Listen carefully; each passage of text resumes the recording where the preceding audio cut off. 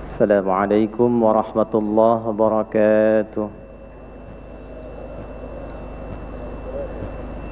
الحمد لله الذي ألف بين قلوبنا فأصبحنا بنعمته إخوانا،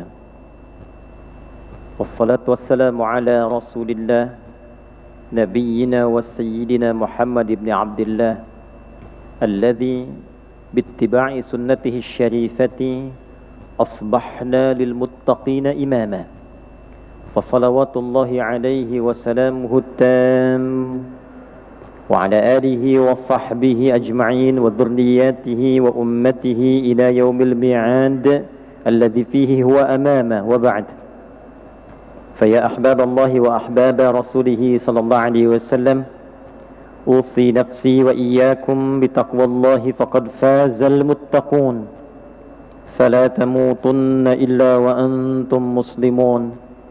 فقال تعالى: يا أيها الذين آمنوا اتقوا الله حق تقاته ولا تموتن إلا وأنتم مسلمون. Yang amat berbahagia para ulama yang dengan tawadhu' membersamai syarahan kita di malam hari ini. Kita doakan semoga para ulama kita senantiasa diberikan keberkahan ilmunya oleh Allah Subhanahu wa taala, keikhlasan dalam jiwanya, yang dengan ikhlas itu seluruh apapun yang disampaikan tidak hanya bisa sampai ke dalam fikiran kita, tapi menghunjam pada kalbu kita yang paling dalam, sehingga mudah untuk kita amalkan dalam kehidupan. Tuan-puan, semoga seluruh yang berhimpun di malam ini dan dihimpun oleh Allah Subhanahu wa taala digolongkan ke dalam satu hadis yang disampaikan oleh Rasulullah sallallahu alaihi wasallam, lalu didokumentasikan itu oleh Imam Ibnu Majah dalam sunannya, bersambung sanadnya pada sahabat mulia Abu Darda radhiyallahu taala anhu dari Nabi sallallahu alaihi wasallam. Beliau bersabda: "Man salaka tariqan yaltamisu fihi ilma sahhalallahu lahu tariqan ilal jannah wa innal malaikata la tad'u ajnihataha ridan li talibil ilmi wa inna talibal ilmi yastaghfiru lahu man fis samawati wa man fil ardi hatta al hitan allati fil bihar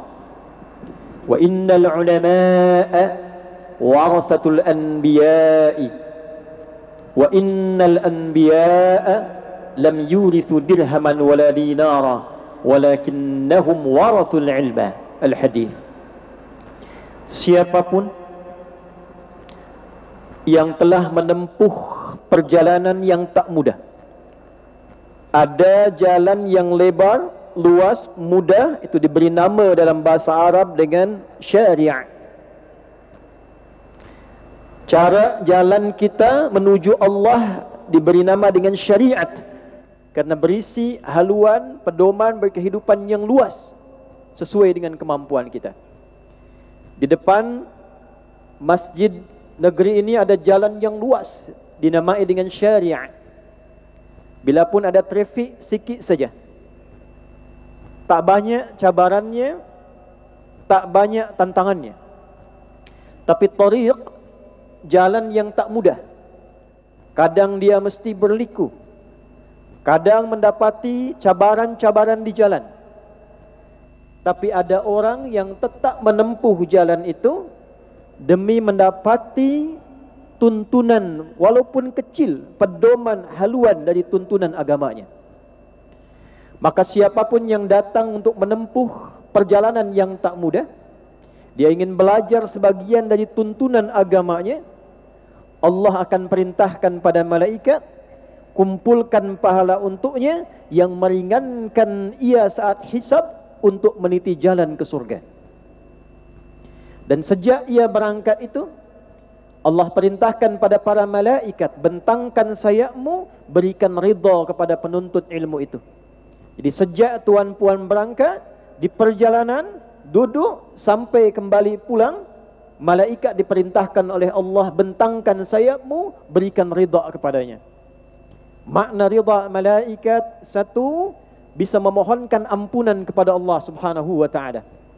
Kerana itu di antara sunnah, sebelum hadir datang majlis, mohonkan ampunan kepada Allah. Astaghfirullah. Ada seorang telah membunuh 99 orang. Dia konsul pada seorang syekh. Syekh tak memberi jawaban, tak menyenangkan, maka dia genapkan menjadi 100. Dia konsul pada syekh yang lain, datangilah majlis fulan, niatkan untuk bertaubat kepada Allah. Dia berangkat di pertengahan jalan, belum tiba di majlis itu, maut datang menjemput dia. Maka turun jawaban dari Allah, faqad waqa ajruhu 'ala Allah. An-Nisa di ayat yang ke-100. An-Nisa di ayat yang ke-100. Allah berfirman, "Wa may yuhajir fi sabilillah yajid fil ardi muraghaman katsiran wa sa'a. Wa may yakhruj min baitihi muhajiran ila Allah wa rasulih thumma yudrikuhul maut faqad waqa'a ajruhu 'ala Allah."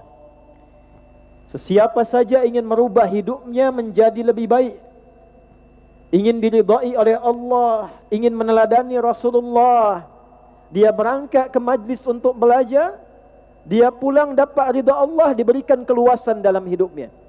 Belum sampai dia ke majlis, tiba ajal menjemputnya, maka Allah berikan pahala. Pahala pertama, menggugurkan setiap langkahnya dari dosa-dosa yang pernah ia kumpulkan semasa hidupnya.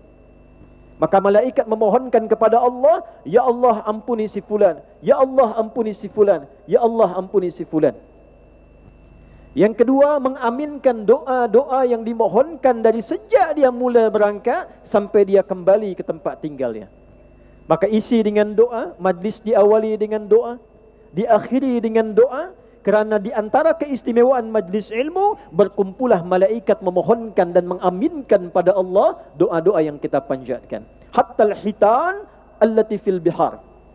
Sesampai makhluk-makhluk di lautan yang dalam memohonkan kepada Allah khas, ampuni ya Allah seorang penuntut ilmu, ampuni ya Allah para penuntut ilmu. Sehingga berhasillah penuntut ilmu itu mendapatkan ilmunya, ampunan dari Allah, dan dia menjadi bagian dari ulama yang mewarisi ilmu Nabi sallallahu alaihi wasallam. Maka berbahagialah di antara sekian hamba Allah yang mendapati informasi syarahan perdana di majlis ini, kita yang terpilih untuk berada di majlis ini. Siapa yang mengantarkan kita selain Allah untuk duduk di sini? Maka ketika kita terpilih hadir di sini, belum mampu mendekatkan pula kita dengan Allah dan Rasulnya, berapa majlis lagi yang kita butuhkan untuk mendekat kepada Allah sebelum kita berpulang kepadanya. Tuan-puan yang dimuliakan Allah Subhanahu wa taala, sebelum kita memulai syarahan perdana ini, tadi saya sempat juga mendengar sambutan dari PM, semoga Allah sihatkan beliau, berikan hidayah, taufik dan kemudahan untuk beliau. Juga dikuatkan dalam sambutan Menteri Besar tadi bahawa Selangor insya-Allah motonya Darul Ihsan. Saya nak punya usulan Menteri Besar, nanti 4.0 untuk tahun depan boleh dikhususkan materinya, mengeluarkan semua materi tentang ihsan dalam Al-Quran dan hadis Nabi Muhammad sallallahu alaihi wasallam. Dar berbeza dengan bait, tak sama dengan hujrah. Dar al-makan alladhi yaduru fihi jami'ul a'mal, tempat di mana banyak semua aktiviti berlangsung di dalamnya. Ada aktiviti di rumah, ada aktiviti di kantor, ada aktiviti di kalangan sosial. Semua disebut dengan dar. Tempat mengaturnya disebut dengan idarah. Orangnya disebut dengan mudir, pejabatnya. Maka jika kita ingin mengatakan Darul Ihsan, tak hanya di masjid, di rumah ihsan, di kantor ihsan. Kita punya pejabat-pejabat yang ihsan, rakyat yang ihsan, polis yang ihsan, tentara yang ihsan, pebisnis yang ihsan. Siapa itu ihsan?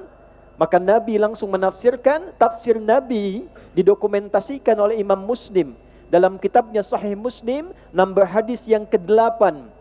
Tersambung sanadnya pada Sayyidina Umar bin Al-Khattab radhiyallahu taala anhu qala bainama nahnu julusun 'inda Rasulillah sallallahu alaihi wasallam ittala 'alaina rajulun shadidu bayadith thiyabi شديد سواد الشعر لا يرى عليه أثر السفر ولم يعرفه منا أحد فجلس إلى النبي صلى الله عليه وسلم فأسند ركبتيه إلى ركبتيه ووضع كفيه على فخذيه فقال يا محمد أخبرني عن الإسلام فقال الإسلام أن تشهد أن لا إله إلا الله وأن محمد رسول الله وتقيم الصلاة وتؤتي الزكاة وتصوم رمضان وتحج البيت إن استطعت إليه سبيلا قال صدقت فأجبنا يسأله فيصدقه فقال أخبرني عن الإيمان فقال الإيمان أن تؤمن بالله وملائكته وكتبه ورسله واليوم الآخر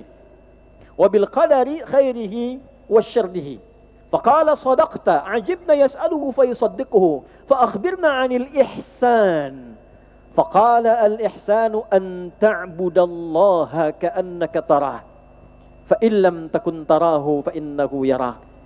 Islam tu engkau menjadikan seluruh aktivitimu sebagai ibadah kerana Allah dan engkau merasa dilihat Allah sekalipun kau tak mampu menatapnya. Jadi ketika Menteri Besar mengatakan Selangor Darul Ihsan, maka Menteri Besar memimpin Selangor ni dengan niat ibadah kerana Allah. Merasa diawasi Allah, membuat kebijakan merasa dilihat Allah. Kalau setiap pejabat seluruh aktivitinya merasa diperhatikan Allah, dilihat Allah, tak mungkin dia bermaksiat, mustahil. Ada orang datang tawarkan untuk berbuat maksiat. Menteri Besar ni ada projek fee-nya sekian. Dia menyalahi aturan, Menteri Besar katakan tangan ni tangan ihsan, tangan solat tak akan berbuat maksiat. Allah pantau kita. Syaitannya bertambah pangkatnya tu. Datang dia balik lagi. Pak Menteri Besar ni fee-nya bertambah besar lah.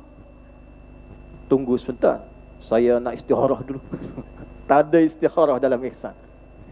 Ini bagian awal yang mengantarkan muqaddimah kita. Selanjutnya, untuk mendapatkan ihsan itu, kita mesti mendapati haluan. Pedoman yang bersumber dari sumber ihsan tiada lain adalah Al-Quran dan sunnah Rasulullah sallallahu alaihi wasallam. Dan di antara dasar ihsan, tak mungkin masyarakat, rakyat, penduduk bisa ihsan bila tak dimulai dari keluarganya, tidak disiapkan dari anak-anaknya. Kerana itulah kemudian tajuk malam ni menyiapkan materi tentang pedoman di dalam Islam bagi orang tua dalam mendidik anak guna menghargai warisan keilmuan Islam. Selesai mukaddimah, mari kita mula kajian kita insya-Allah. Bismillahirrahmanirrahim. Di dalam kitab Siyar A'lam Nubala karya alim kabir bernama Muhammad bin Ahmad bin Uthman Al-Zahabi, maka dikenal populer filar namanya dengan Imam Al-Zahabi. Beliau alim kabir, mengarang banyak kitab. Di antara sekian kitab yang beliau pernah tuliskan, karangkan, ada yang bernama Siyar A'lam Nubala. Kitab ini berjilid-jilid, kemudian dicetak di 4, saking viralnya, bagus isinya, dicetak di 4 penerbit utama. Darul Fikr, Darul Hadith, Darul Taufiqiyah. Kemudian yang keempat ada Muassasatul Risalah. Khas Muassasah Risalah itu yang banyak tersebar karena ditahqiq oleh Syekh Syuaib Al-Arnaut. Dia berisi 30 jilid, setiap jilidnya 600 halaman. Di jilid yang keempat di halaman 141 dikisahkanlah tentang 4 orang anak-anak kecil, budak-budak kecil di masa Islam di era Nabi sallallahu alaihi wasallam. Satu anak ini adalah anaknya sahabat mulia Sayyidina Umar bin Al-Khattab radhiyallahu taala anhu, bernama Abdullah. 3 anaknya adalah anak dari sahabat mulia Zubair bin Awam, sekaligus cucunya sahabi mulia Abu Bakar As-Siddiq radhiyallahu taala anhu. Karena sahabat mulia Zubair bin Awam menikah dengan Sayyidah Asma binti Abu Bakar. Di antara anak-anak yang terlahir, pertama ada Abdullah bin Zubair, ada Urwah bin Zubair, ada Mus'ab bin Zubair. 4 anak ini, Abdullah bin Umar bin Al-Khattab radhiyallahu taala anhuma, Abdullah bin Zubair, Urwah bin Zubair, Mus'ab bin Zubair, mereka masih kecil-kecil, budak kecil, tapi punya vision yang tajam, minda yang kuat. Keempatnya datang untuk berkumpul, bermusyawarah di depan Ka'bah. Coba kita lihat nanti bagaimana orang tua mereka mendidik mereka, lalu di-compare dengan orang tua sekarang. Saat anak kecil dulu dengan perangkat yang terbatas, punya vision yang panjang. Anak sekarang dengan semua perangkat teknologi, dia sibuk dengan TikTok, sibuk dengan Instagram, update status. Maka berkumpullah di depan Hijr Ismail. Mereka berkata, tamannau, ayo kita bercita-cita di depan Ka'bah. Maka berkatalah Abdullah bin Zubair, uridul khilafah, saya bercita-cita nanti di masa depan saya akan menjadi pemimpin Islam. Maka Urwah berkata adiknya, karena abang sudah mengambil khilafah, saya bercita-cita menjadi alim, datang orang mengambil ilmu dariku, an yu'khadzal ilmu minni. Kemudian Mus'ab berkata, aku nak punya cita-cita menjadi pemimpin, menteri besar di Iraq, dan menikah berkahwin dengan gadis Iraq. Anak kecil sudah punya misi, ingin jadi menteri besar di Iraq dan berkahwin dengan gadis Iraq. Karena dahulu ada berita, ada gadis Iraq tu cantik-cantik, terdengar oleh dia ingin jadi menteri besar di Iraq dan berkahwin dengan perempuan Iraq. Keempat, Abdullah bin Umar Ibn Al-Khattab radhiyallahu ta'ala anhuma. Dia diam sejenak, Alhamdulillah, diam sekejap, lalu berkata, uridul maghfirah, aku tak ingin banyak, aku hanya bermohon Allah mengampuni aku selama hidup.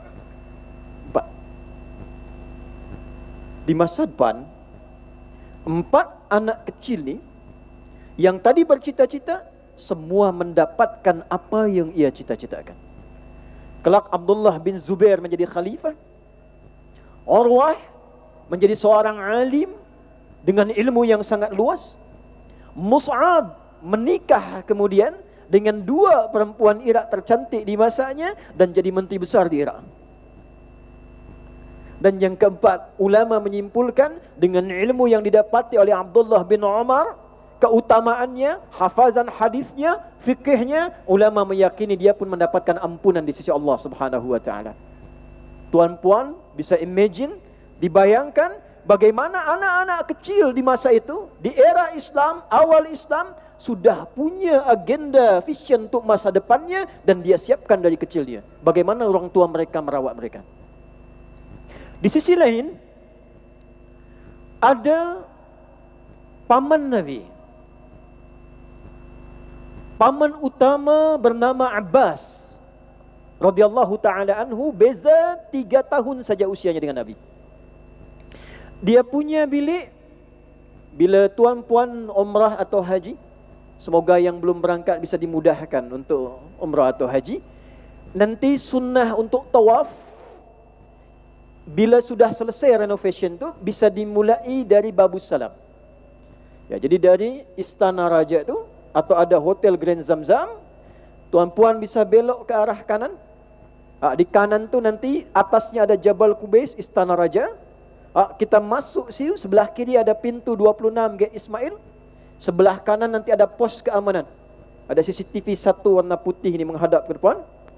Lurus terus, Gate 27, ada Babun Nabi, Babun Ali sampai ujung. Ya, saya pernah hitung tu ada, sini ada kipas angin, ada 35 kipas angin tu sampai ujung. Saya pernah hitung. Selesai tu turun ke kiri ada Babus Salam. Tuan-puan turun itu lewat Babus Salam, bila lurus langsung bertemu dengan Hajar Aswad. Bila tuan-puan lihat matahari terbit, dari bukit tempat Nabi dilahirkan, ditarik garis lurus dari Babus Salam, tu bertemu dengan rumah Nabi dilahirkan. Tuan-puan lihat matahari terbit, bayangan dari matahari itu sinarnya tegak lurus langsung ke arah Babus Salam. Saya pernah ambil itu ya dengan abang kami, itu tegak lurus. Wallahu alam, seakan memberikan petunjuk ya, mendekat kepada Allah lewat Ka'bah, mengambil sunnah petunjuk kehidupan Rasulullah. Turun dari tangga itu, kita temukan pintu Babus Salam. Di balik pintu Babus Salam ini, itulah rumahnya Sayyidina Abbas radhiyallahu ta'ala anhu. Bertetangga 3 petak saja dengan rumah Nabi bersama Sayyidah Maimunah. Bertetangga ke ujung sekira 30 meter saja dengan rumah Sayyidah Khadijah. Beliau punya putra yang pertama bernama Fudail, punya anak kecil. Orang Indonesia cakap bungsu, anak terakhir kecil. Laki-laki, diberi nama Abdullah. Yang Abdullah ini dikhususkan untuk bermajlis di majlis Nabi sallallahu alaihi wasallam, yang sulung dikhususkan untuk berkhidmat kepada Nabi sallallahu alaihi wasallam. Nabi wafat di pangkuan Sayyidah Aisyah, diawali dengan berwudu di atas bejana. Bejana itulah yang dibawakan oleh Fudail. Tetapi anak kecil ini, orang tuanya sudah punya vision. Abbas seorang pebisnis. Dia sibuk. Banyak pekerjaannya, banyak bisnisnya, dia merantau. Tapi dia selalu punya waktu untuk belajar dengan Nabi di weekendnya. Sehingga Nabi wafat, dia masih bisa hafaz 200 hadis. Tuan yang pebisnis nih, berapa banyak hadis dari kumpulkan? Berapa banyak kesibukan menjauhkan kita dari petunjuk Nabi. Tapi dia punya vision panjang. Ayahnya, bapaknya tak hafaz banyak hadis Nabi, anaknya mesti bisa melebihi bapaknya. Maka diinvestkanlah yang kecil ini khos di majlis Nabi. Dari sejak kecil belajar dengan Nabi, merangkak di majlis Nabi, didoakan oleh Nabi, maka dia tumbuh. Saat Nabi SAW meninggal dunia, wafat Nabi, di usia anak ini sekira 13 tahun, dia sudah hafaz 2000 hadis. Dan pakar di bidang Quran, memiliki gelar Turjumanul Quran. Umar melihat Abbas mengantar anaknya ke majlis Nabi ketika pindah ke Madinah, maka Umar mendahului Abbas. Nabi di mana biliknya? Aku bangun bilik dekat rumah Nabi. Maka anaknya Abdullah dibuatkan satu kamar khusus menghadap ke pintu rumah Nabi. Jika Abbas mengantar anaknya ke majlis Nabi, anaknya Umar sejak Nabi keluar dari rumah sudah belajar bagaimana Nabi berjalan, bagaimana Nabi berperilaku, belajar kehidupan Nabi, sehingga Abdullah bin Abbas dapat 2000 hadis, Abdullah bin Umar dapat 2600 hadis. Ada seorang perempuan single parent, suaminya meninggal. Dia punya anak, suaminya namanya Malik, istrinya namanya Malikah. Punya anak bernama Anas. Dia lihat nih Abbas antar anaknya ke majlis Nabi. Umar bikin rumah, dia buatkan kamar untuk anaknya depan rumah Nabi. Saya bukan siapa-siapa, tapi dia punya vision. Dia bawa anaknya ke hadapan Nabi. Dia katakan, ya Rasulullah, anak ini begitu rajin, cekatan dia, mohon angkat dia jadi pembantumu. Dititipkan langsung di rumah Nabi. Abdullah bin Abbas diantar ke majlis Nabi. Abdullah bin Umar buat rumah depan rumah Nabi. Anaknya Malikah diantar ke rumah Nabi, masuk ke dalam rumah Nabi, jadi pembantu pelayan Nabi.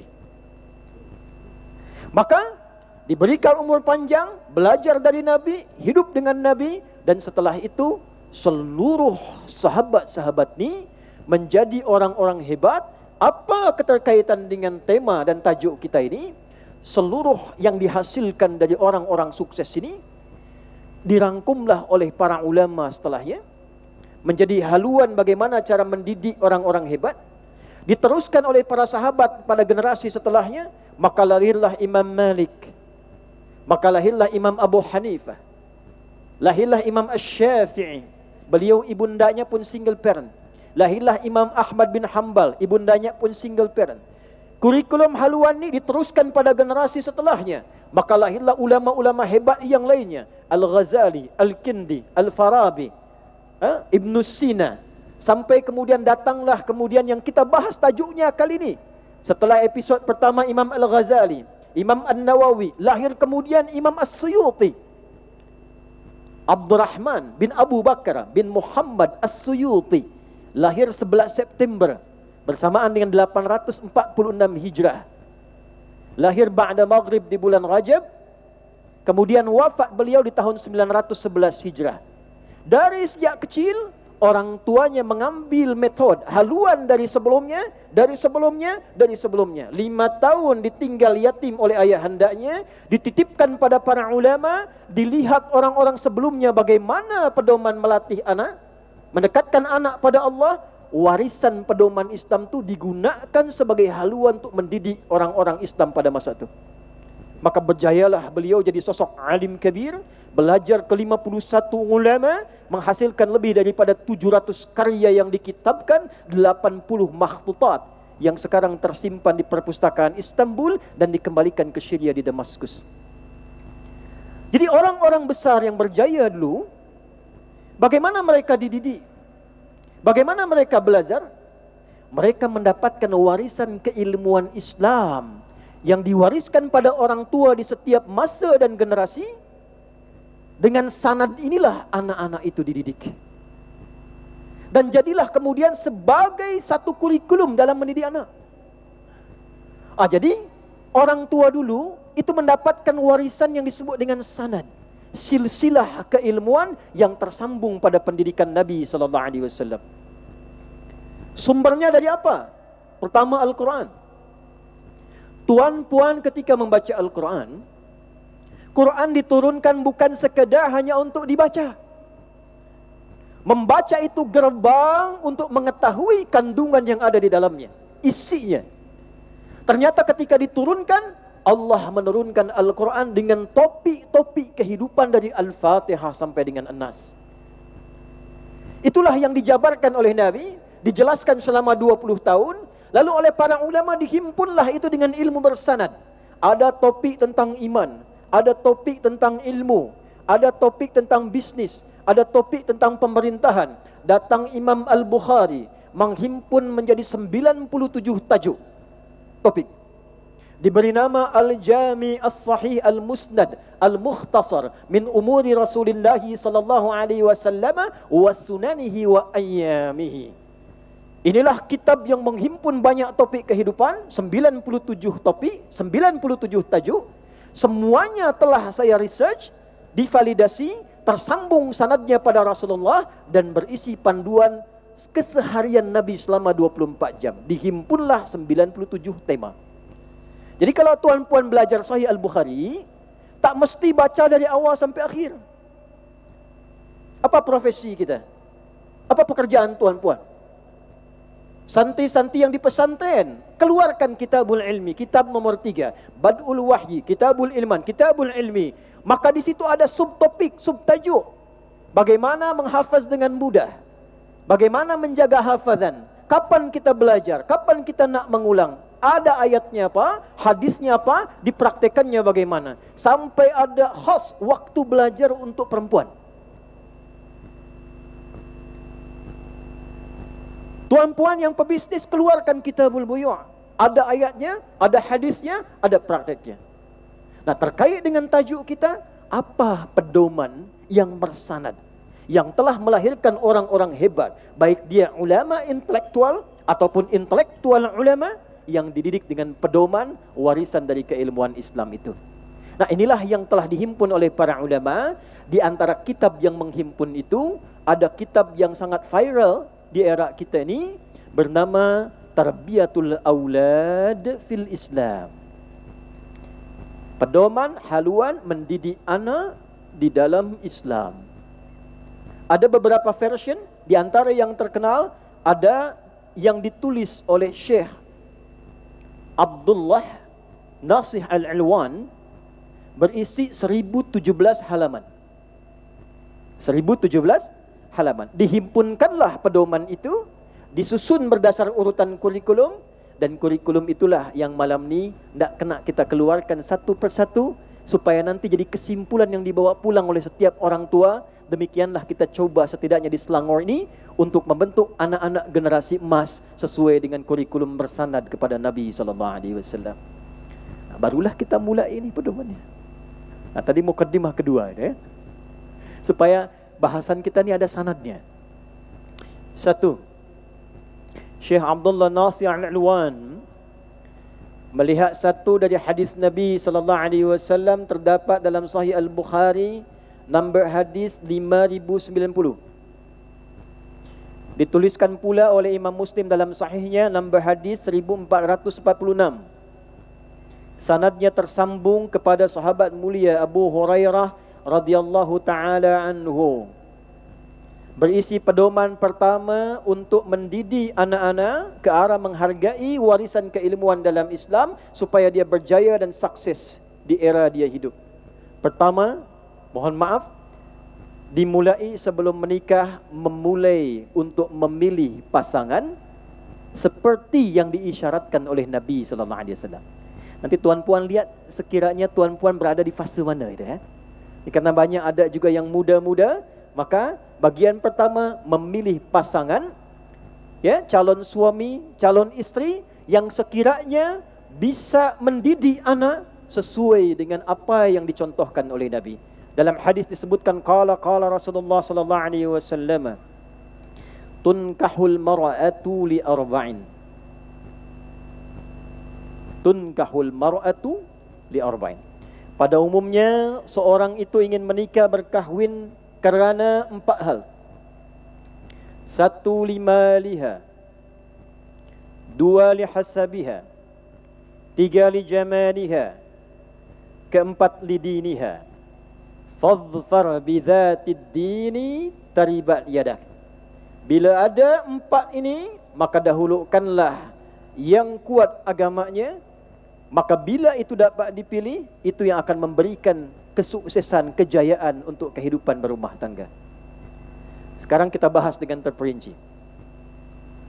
Umumnya fitrah orang bila hendak mencari pasangan, dia hanya sekedar mau menikah, punya naluri mencari pasangan, tapi Islam berfikir berbeza. Setiap Muslim, insan beriman, Nabi mengatakan, jangan hanya menikah untuk berpasangan saja, tetapi berfikir ke masa depan. Dia akan punya keturunan, dia punya risalah kehidupan, dia punya rencana untuk berjaya. Maka disiapkanlah itu dengan memilih pasangan. Dari 4 kualifikasi ini, prioritaskan satu yang terpenting. Yang pertama, limaliha. Ini ada tafsir yang mungkin agak mendalam. Kerana hartanya. Ya, kerana hartanya. Tunkahul mar'atu, perempuan tu dinikahi, dicari calonnya. Yang pertama limaliha. Apa maksud mali di sini? Sedikit ya, sejenak. Bila disebutkan sebagian dalam bab rumah tangga, hukumnya berarti berlaku untuk semua. Jadi bila disebutkan untuk suami, berlaku pula untuk isteri. Bila disebutkan untuk isteri, berlaku pula untuk suami. Jadi lelaki yang ingin mencari pasangan di perempuan, perempuan ingin mencari pasangan di laki-laki, pada nature-nya pertama dilihat kemampuan hartanya. Fitrahlah perempuan ingin melihat sekiranya yang siapa calon lelaki yang punya kematangan harta, punya kereta, ya, punya rumah yang siap, ya. Itu biasa, fitrah, lumrah. Tapi untuk lelaki, dipahaminya bukan mencari perempuan yang kaya, tak. Di antara pemahamannya, cari calon istri yang bisa memanage harta suaminya. Jadi kalau tuan punya wang, punya gaji sebulan tu misal saja RM1.000, ya, tapi punya calon istri yang zakat molnya RM2.000, peninglah. Zakat mol, ada zakat mal, ada zakat mol tu. Maka yang pertama, cari kemampuan, cari calon istri yang sekiranya bisa memanage harta suami dengan baik. 2, lihasabiha, latar belakangnya. Terkait nanti dengan DNA, terkait dengan kualiti dari keturunan. Anak sesiapakah dia? Jadi ini bukan hanya bab tentang warisan, bab tentang mahram, tapi kita bisa melihat sehingga bisa melahirkan keturunan yang baik. Apakah dari ayah yang saleh, lingkungan yang baik. Jadi bagaimana kita bisa merawat anak di masa depan? Dimulai dengan mencari pasangan yang menghadirkan latar belakang yang baik. 3. Lijamaliha. Karena cantiknya, eloknya, sejuknya. Ada tafsir yang pertama, lelaki menginginkan yang elok, yang cantik, perempuan menginginkan yang handsome. Itu biasalah. Tapi ada tafsir yang kedua berdasarkan tafsir Al-Quran. Diambil dari hadis Nabi sallallahu alaihi wasallam riwayat Imam Abu Daud.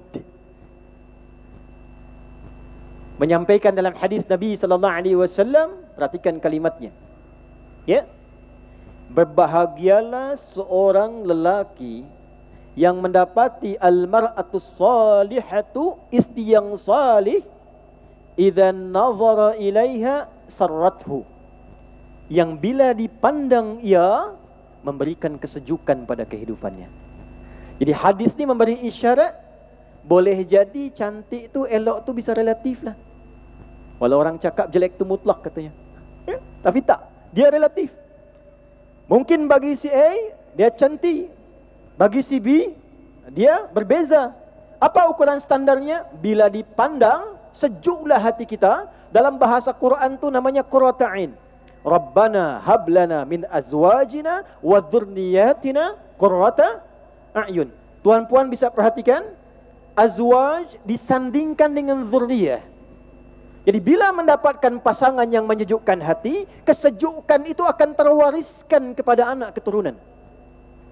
Jadi akhlak dari istri, akhlak dari suami yang menampilkan akhlak soleh, sejuk dipandang, maka dia akan mengalir kepada keturunannya.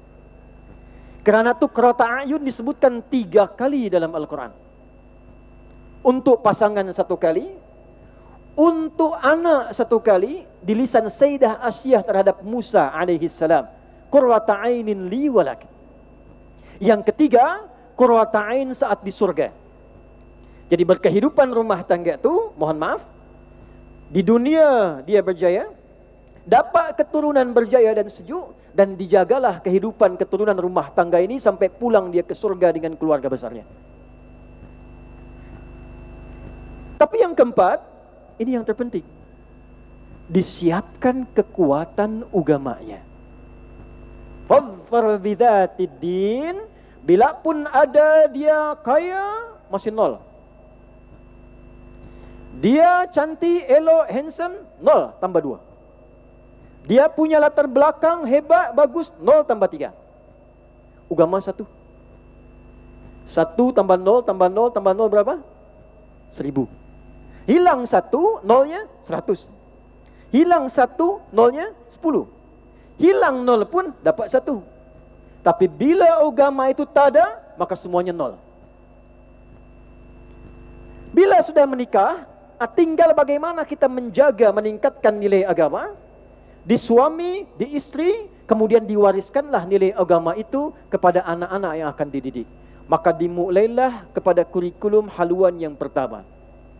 Warisan dalam Islam, ilmu mendidik anak supaya berjaya. 1, mulai, mohon maaf saya urut, masa kandungan, kehamilan. Boleh ditulis dalilnya Al-Quran surah ke-7 Al-A'raf di ayat 189.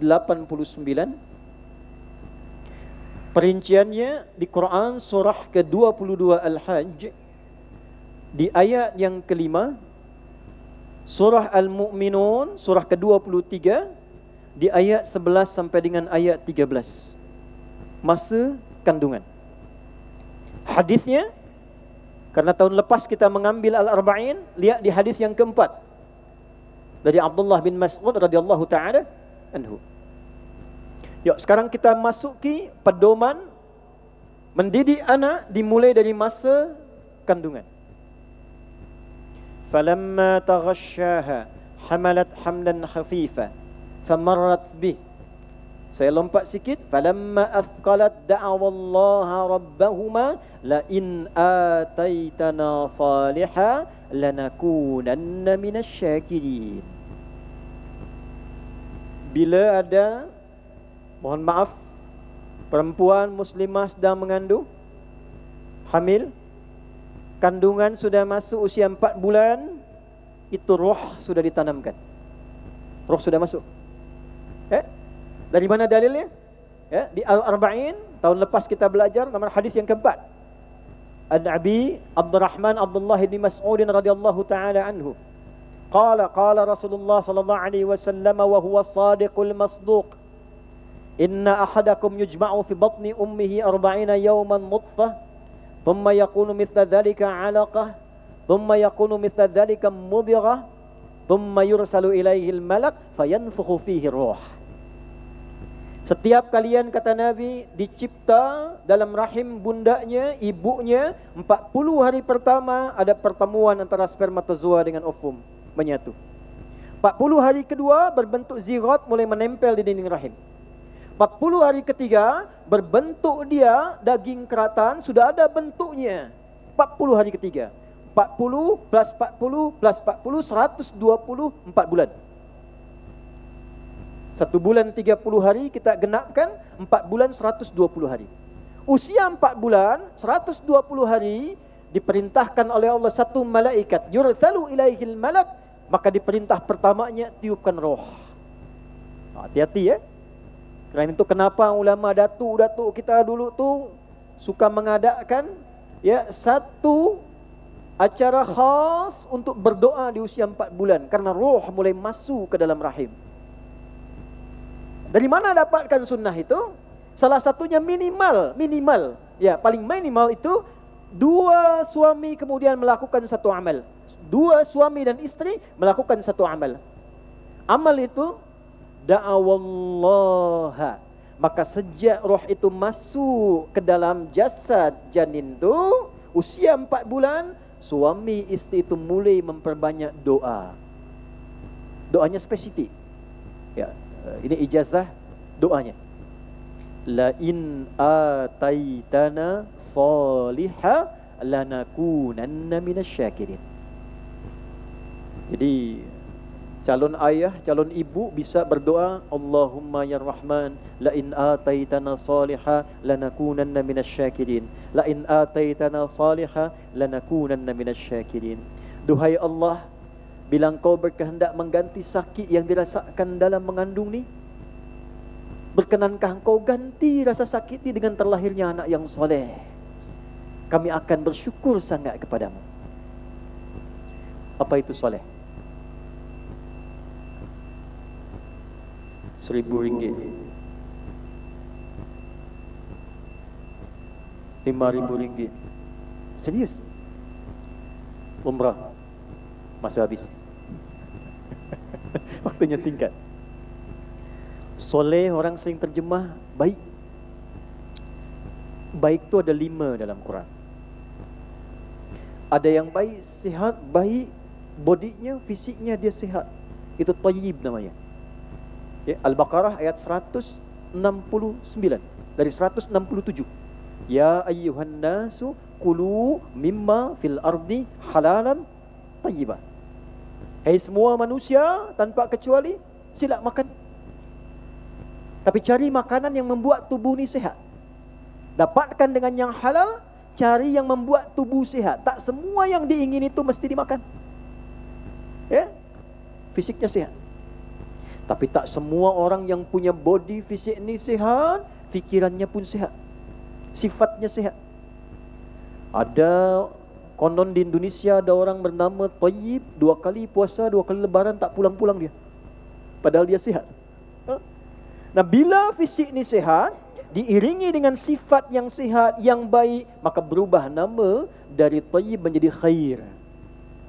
Khair, jujur itu khair, sabar itu khair, tawadhu itu khair. Kaifa haluka ya akhi, ana tayyib, sihat fisiknya, badannya.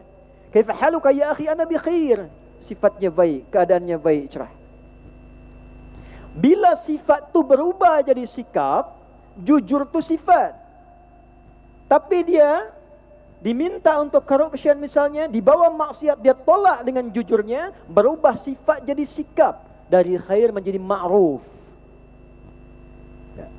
Sabar tu sifat, dia dicela kemudian dia diam sabar, dijawab dengan elegan dan baik, itu ma'ruf.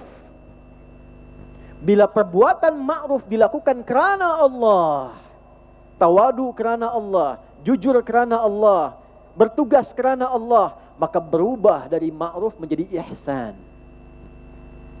Khair Ali Imran ayat 104.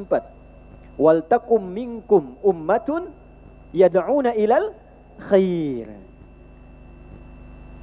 Berubah menjadi ma'ruf ketika diamalkan. Wa ya'muruna bil ma'ruf. Ali Imran ayat 110, kuntum khaira ummatin ukhrijat linnas. Ketika kebaikan dikerjakan kerana Allah disebut ihsan. Bila empat ni dikumpulkan, sihat badannya, baik budi pekertinya, beramal dia baik, dikerjakan kerana Allah, tayyib, khair, ma'ruf, ihsan, dikumpulkan menjadi satu, maka diberi nama soleh. Itulah kenapa sebab orang tua tu selalu berdoa ingin anak soleh. Belum pernah saya dengar ada puan yang berdoa, ya Allah anugerahkan anak hamba khair.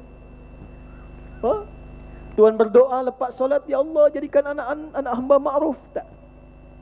Fitrah di lisan orang tua berkata, jadikan anak kami salih. Salih itu menghimpun keempat sifat ini.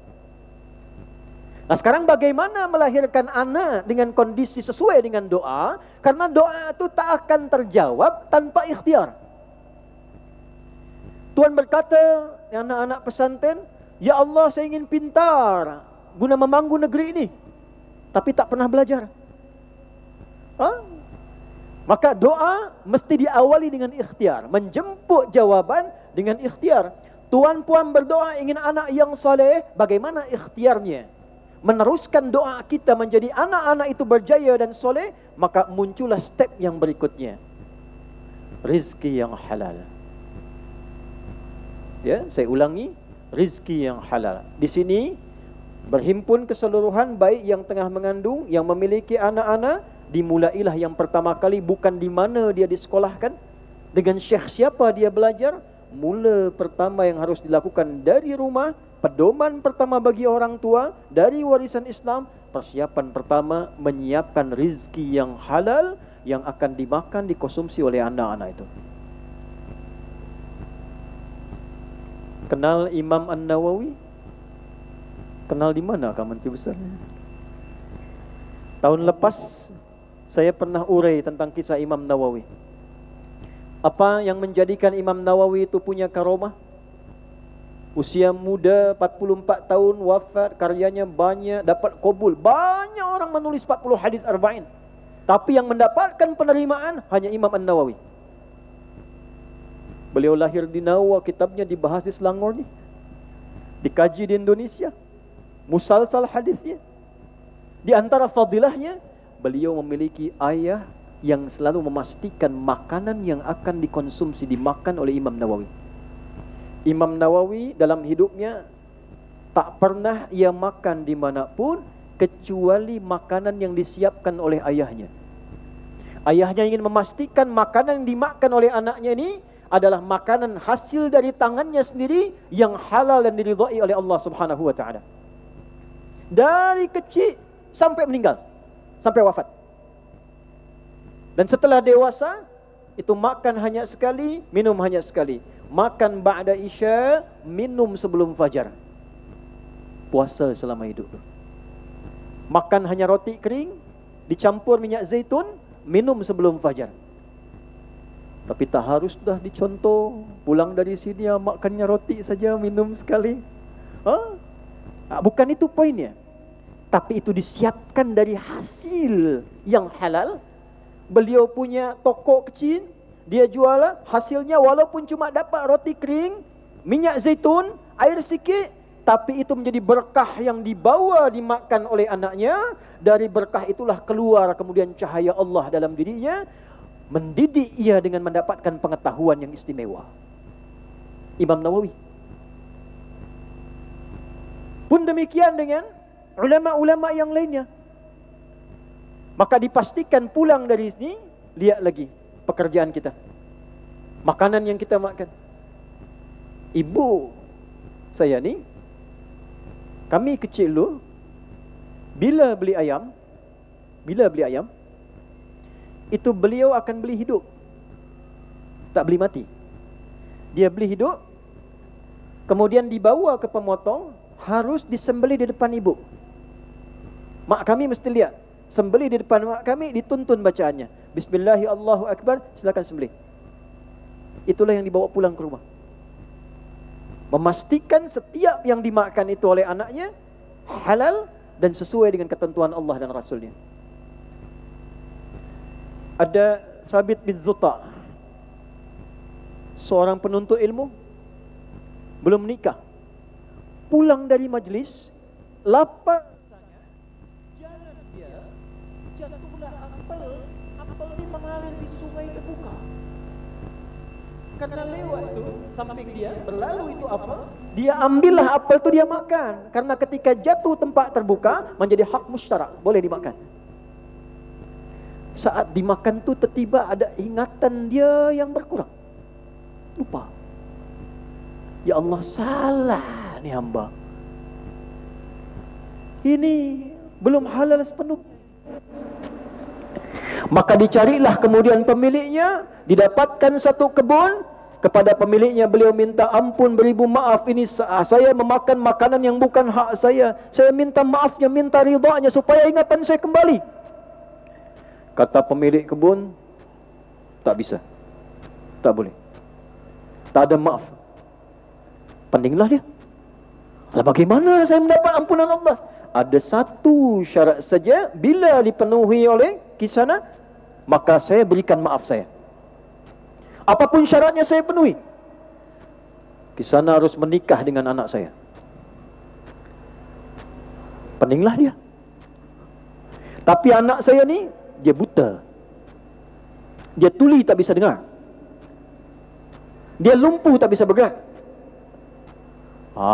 Ni ada anak pesantren pulang dari sini salah makan. Snacknya ternyata dimakan, ingatan hilang. Datang pada yang punya, tak ada maaf nikahi putri saya. Tapi dia buta, dia tuli, dia lumpuh. Mahu tak? Cakap Upin Ipin tak nak lah. Tapi yang dia inginkan ridha Allah. Yang penting Allah ridha dengan dirinya. Maka dia nikahilah itu. Masuk bilik, ternyata dipandang rupanya cantik, elok. Ternyata dia tak buta, ternyata tak tuli, tak lumpuh. Hairan. Maka anak perempuan itu berkata, saya buta karena ayah saya tak pernah menampakkan maksiat selama hidup di hadapan mata saya. Saya tuli karena ayah mendidik saya tidak boleh dengan maksiat selama hidup saya. Saya lumpuh karena badan saya ini tak boleh diarahkan, dibawa kepada tempat-tempat yang berada maksiat di dalamnya. Maka ayahnya pun menjaga putrinya, memilihkan orang yang layak menjadi suaminya. Maka dari makanan ni lahir pernikahan, terlahirlah kemudian seorang anak. Siapa anak ini? Namanya Nu'man. Dikenal dengan nama Abu Hanifah. Imam Abu Hanifah yang tidak pernah batal wudunya selama 40 tahun. Dilahirkan dari seorang ayah yang menjaga makanannya. Dan diwariskanlah cara menjaga makanan itu pada anaknya. Lahirlah seorang anak yang tadinya sibuk dia berbisnis di toko kain tu. Dia menenun, lalu diberikan taufik dan hidayah oleh Allah. Dia belajar menjadi imam besar, satu dari 4 imam utama, imam mazhab. Terlahir dari penjagaan makanan yang terjaga. Thumma dzakara rajulan yutilu as-safara ash'atha aghbara yamuddu yadayhi ila as-sama' fayaqulu ya rab faqala anna yustajabu lidhalik mat'amu haram mashrabu haram malbasu haram wa ghudhiya biharamin. Lalu Nabi mengisahkan satu kisah dicantumkan oleh Imam Muslim dalam kitab sahihnya, mengisahkan seorang lelaki menempuh perjalanan panjang, safar. Dalam safar kerana Allah ada doa mustajab. Lalu dia mengangkat tangannya seperti ini. Ya, mengangkat tangan dalam berdoa itu menjadikan doa diijabah lebih cepat 2 kali dibandingkan dengan tangan ni tak terangkat. Cara mengangkat ni begini. Satukan gini. Ya. Pertemukan seperti ini. Ini ada jari kita ni, ya. Jadi yang kelingking ni satukan begini, maka bertemu dua garis ni, kanan dan kiri. Seperti ini. Semakin tinggi permohonan, semakin besar, diangkat seperti istisqa. Ya, mula di sini. Bila khutbah Jumaat diawali dengan telunjuk, kemudian mengangkat tangan ini. Angkat tangan. Ya, hadis dalam Abu Daud disampaikan, innallaha hayyun karibun. Allah itu sangat merasa pemalu, sangat mulia. Saking mulianya, Allah tak ingin meninggalkan hamba yang mengangkat tangan dalam keadaan tak terjawab doanya. Jadi dia safar, mengabulkan doa 2 kali lebih cepat. Dia mengangkat tangan, mengabulkan doa 2 kali lebih cepat. Lalu dia membuka dengan Al-Asma'ul Husna. Doa yang dimulai dengan Al-Asma'ul Husna itu melahirkan jawaban 2 kali lebih cepat dengan doa tanpa dimulai Al-Asma'ul Husna. Dalilnya di Al-Isra surah ke-17 di ayat 110. Qulid'ullaha, bila hambaku memiliki muskilah, masalah, soalan dalam hidup, cabaran dalam hidup, berdoa. Minta. Minta dalam solat ya. Ada sanad ijazah, minta dalam solat. Nabi Ya'qub, surat Yusuf ayat 86, beliau solat berdoa, innama ashku bathi wa huzni ilallah. Anak-anak tak mudah diaturnya, tak mudah diarahkan. Orang cakap dia nakal, curhatkan pada Allah. Ya Allah, kau yang titipkan dia di rahimku, kau yang berkehendak dia dilahirkan dengan riayahku, engkau pula yang menitipkannya pada aku, tidak pada ibu yang lain. Aku mohon ya Allah, berikan kelembutan dalam jiwanya untuk berubah menjadi anak yang elok dan baik. Nabi Zakaria memohon keturunan dalam solat. Quran surah ketiga Ali Imran di ayat 38 sampai 39. Ya, hunalika da'a Zakaria rabbah qala rabbi habli min ladunka dzurriyyatan thayyibah innaka sami'ud du'a fanadathul malaikatu wa huwa qa'imun yusalli fil mihrab. Dalam solat mengawali doa, sebut nama Allah, sebut namanya Ar-Rahman. Ya Allah, ya Rahman. Bila kita ni ingin spesifik minta sesuai kebutuhan kita, maka Allah katakan falahul asmaul husna. Pilihlah satu nama dari nama-nama Allah yang disiapkan sesuai memenuhi hajat kebutuhan kita. Jadi tak mesti dibaca semua. Ya Allah, ya Rahman, ya Rahim, ya Malik, yang Kudus. Dia hafaz boleh. Tapi bila kita ingin memilih, pilih sesuai kebutuhan kita. Hajatnya ingin ilmu, sebut ya Allah, ya Rahman, ya Alim. Minta tanpa batas, sebut ya Wahhab. Orang ni menempuh safar, mengangkat tangan, memulai dengan Al-Asma'ul Husna, dan dia memilih dengan pilihan yang paling dalam. Ya Rabb, ya Rabb. Rabb itu ada sifat rububiyah, melahirkan perjanjian kita dengan Allah. Bila kita bertuhan pada Allah, menuhankannya, menyembahnya, maka Allah berjanji dalam Al-Quran, apapun yang kita minta dikabulkan. Itu ada di surah ke-7 Al-A'raf di ayat 172. Wa idh akhadha rabbuka min bani adama min zuhurihim dzurriyyatahum wa ashhadahum ala anfusihim alastu bi rabbikum. Mahukah engkau menuhankan aku, menyembah aku, lalu aku akan penuhi kebutuhanmu. Bila kau sakit, aku akan sembuhkan. Bila kau salah, aku akan maafkan. Bila kau berdosa, aku ampuni. Bila kau bermohon, aku kabulkan. Maka kita berkata, bala syahidna. Kami bersyahadat, ya, ya Allah. Tanpa fikir, ya, bersyahadat. Itulah kenapa sebab di dalam Quran kita temukan doa banyak dengan Rabbana, Rabbana, Rabbana. Apa sir rahasianya? Seakan kita berkata begini, ya Allah, kau perintahkan aku untuk menuhan kamu, aku bertuhan padamu. Kau perintahkan aku untuk ibadah, aku ibadah saat ini. Kau berjanji padaku bila aku menuhankanmu dan aku ibadah padamu, engkau akan mengabulkan doaku. Maka aku meminta apa yang telah kau janjikan. Ya Rabb, ya Rabb. 3. Apa jawab Nabi? Nabi kata, anna yustajabu lidzalik. Tak bisa, terhalang dia, tak terjawab.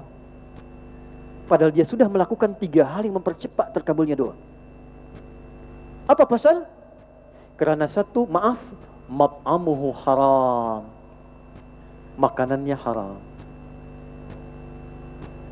Coba dilihat, cuba bila hafazan itu tak masuk-masuk. Anak masuk madrasah, sekolah, lambat. Coba yang pertama dilihat, apa yang dia makan, apa yang dibawa, apa yang dimasak. Mat'amu haram, mashrabu haram, minumnya dari yang haram. Makanan halal, minuman halal, malbasu haram, dia diberi pakaian yang haram. Puan mohon maaf ya, mohon maaf beribu maaf. Makanan halal, minuman halal, pakaiannya pun beli dengan yang halal, tapi terbuka auratnya sehingga menjadi pakaian yang haram karena terbuka aurat, bukan kerana belinya halal. Bagaimana bermohon yang baik sementara pakaian yang dia gunakan Allah tak suka? Wa ghudhiya biharam, dan perangkat hidupnya dihiasi dengan yang haram. Saya nak beri ilustrasi begini. Ini ada cup ya. Cup ni. Dan bila saya buka ni terbuka, maka apa saja bisa kita masukkan.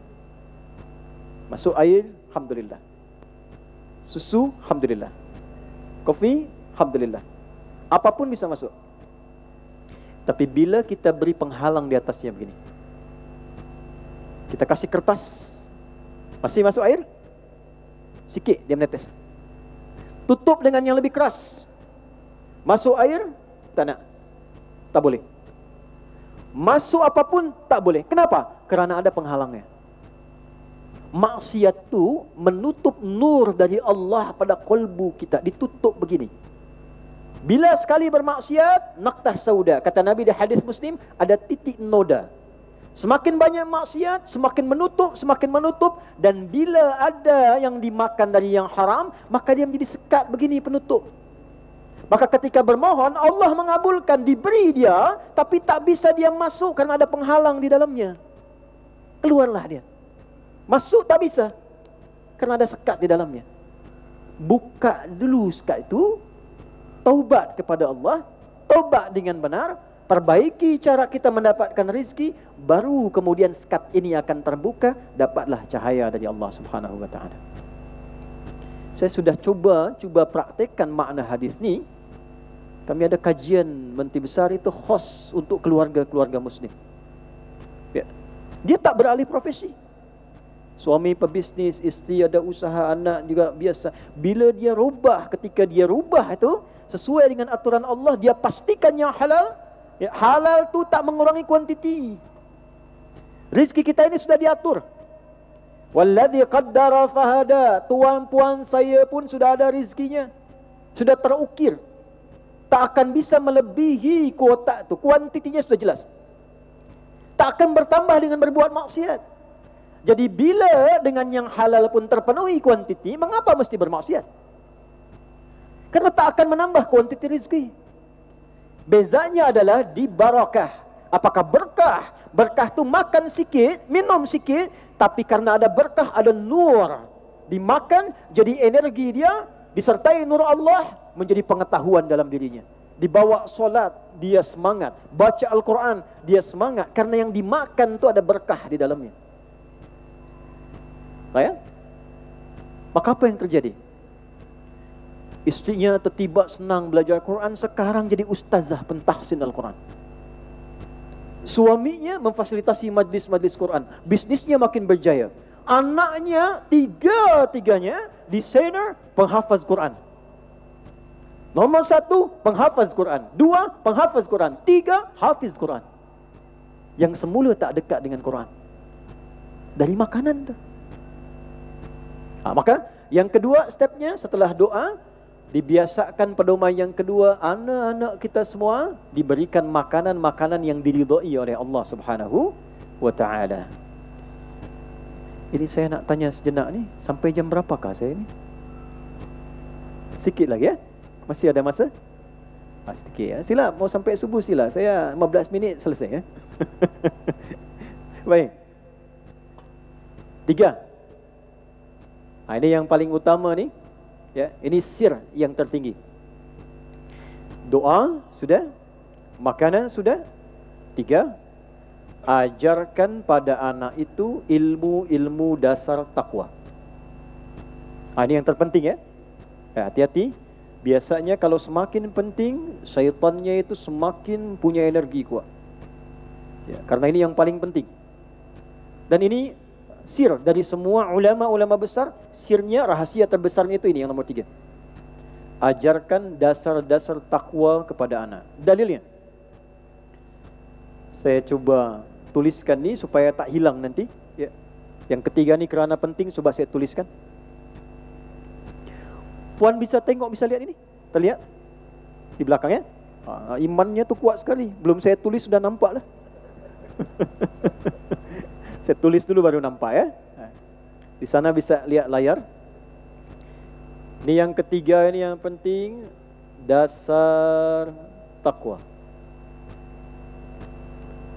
Dalilnya Quran, QS, Quran surah Al-Baqarah surah 2 di penghujung ayat 282, sebelah kiri di mushaf paling bawah itu. Okay. Ini dasar awalnya, asasnya ini. Wattaqullah, dan tingkatkanlah oleh kalian tu takwa kepada Allah. Wa yu'allimukumullah. Ketika takwa itu meningkat, Allah lah yang langsung memberikan pengajaran kepada hamba yang bertakwa itu. Ini sir yang paling utama. Jadi saat takwa ditingkatkan, maka dia akan mendapatkan kemampuan yang melebihi standar orang biasa. Ada orang dengar 2 kali, 3 kali, 4 kali belum paham pula. 3 kali baru hafaz. Ini baru disebutkan 1 kata saja, dia sudah bisa paham. Oh, ini maksudnya, akan ke sini dia bicaranya. Wattaqullah wa yu'allimukumullah. 1. Takwa disebutkan di dalam Al-Quran 240 kali. Apa saja takwa yang terkait dengan peningkatan ilmu itu? Amalannya. 240 ini ada amalan. Amalan untuk ayah, amalan untuk ibu, amalan untuk keluarga besar. Sekarang kita tarik amalan untuk meningkatkan ilmu. Apa amalan pokoknya? Ada 2. Ya. Kerana waktu masa kita terbatas, kita sajikan 2 saja. 1, solat. Solat.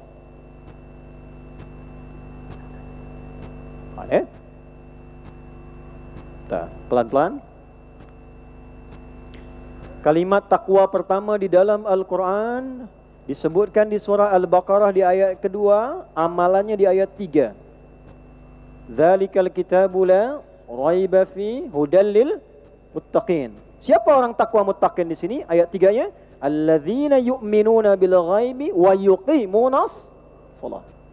Ya, amalan pertama takwa itu untuk meningkatkan iman itu salat. Nah, sekarang kita pelan-pelan. Nanti bila Allah menghendaki, sihat, Allah berikan kesempatan, tahun depan mungkin bisa dibuat session untuk menghafaz Quran. Ya, nanti kita bisa belajar tariqah metode cepat untuk menghafaz. Bisa 30 hari 30 juz. Bukan juz 30 ya. Supaya nanti kalau kita cakap tentang Quran, kita sudah terbayang nih. Oh, ini surat ini posisinya di sini, amalnya begini. Jadi nanti anak pesantren kalau belajar, ayat-ayat sudah ada pada dirinya. Doktor bila dia praktik, ayat-ayat kedokteran ada dalam dirinya. Ya. Insya-Allah tahun depan bila ada masa, insya-Allah ya. Salat. Itulah kenapa, sebab anak-anak kecil, budak-budak di masa Nabi, wasiat pertama Nabi kepada orang tua tu, ajarkan mereka solat. Sejak 7 tahun sudah mesti solat. Bila 10 tahun masih dia tak nak solat, tak mahu solat, berikan dia pengajaran yang membuat dia berfikir. Kalau di budaya Arab, pukul sikit. Kalau anak sekarang pukul sikit, dia merajuk, dia mengadu. Kalau di Europe dia lapor polis tu. Maka ulama moden menafsirkan, berikan pelajaran membuat dia mengerti sesuai dengan keadaan dan karakternya. Diberikan wang untuk anak itu misalnya RM5, kurangi RM3 bila tak solat. Supaya dia mengerti bahawa solat itu penting. Ya? Nah, apa pasal? Sekarang saya nak tanya, kenapa solat disebut solat? Ada problem lagi lah. Ada ayat dalam Quran menyampaikan boleh jadi, bisa jadi ada orang yang solat tak mengerti, tak faham apa yang dibaca dan dilakukannya dalam solatnya. Sekarang singkat saja. Mengapa solat disebut solat? Dan di dalam fiqih disebutkan as-salah hiya doa. Tapi dalam bahasa, solat itu berbeza. Lafaznya tak sama. Solat dari solla, yusalli salatan wa tasliyatan. Doa dari da'a, yad'u du'aan wa da'watan. Kalimatnya tak sama, berbeza. Walaupun solat dimaknai dengan doa, tapi asal kata solat tu mulanya berasal dari kata wasala yang memiliki masdar silah, terhubung dengan kuat, terkoneksi dengan kuat, tersambung dengan kuat, tak mudah lepas. Mengapa solat ini disebut dengan solat? Karena ibadah solat ini menyambungkan, mengoneksikan kita dengan Allah sehingga terkoneksi kuat, sehingga dimanapun dijaga dia oleh Allah Subhanahu Wa Taala. Itulah sebab kenapa solat disebut dengan zikir. Zikir tu ingat, ingat tu tersambung, terkoneksi. Quran surah 20 Taha ayat 14. Innani anallahu la ilaha illa ana fa'budni wa aqimis salata li dzikri. Engkau tunaikan solat tu supaya menghubungkan, mengkoneksikan dirimu denganku.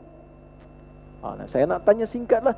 Kalau tuan-puan punya koneksi dengan Menti Besar, mudah tak ke Selangor? Mudah. Punya koneksi dengan kepala polis, dibantu? Mudah. Punya koneksi dengan Menteri Agama atau Timbalan Agama? Mudah. Punya koneksi dengan PM? Mudah. Punya koneksi dengan Allah? Apa yang sulit bagi Allah? Itulah sebab ketika seseorang solat, dia mesti memastikan sudah tersambung belum dengan Allah. Ya, kalau belum tersambung, zikir dulu. Ditambah dengan zikir sampai dia merasa dekat dengan Allah. Itu yang dimaksud Quran surah keempat An-Nisa di ayat 103. Fa idza qadaytumus salata, bila kalian telah menunaikan solat, maka rasakanlah, fadhkurullaha.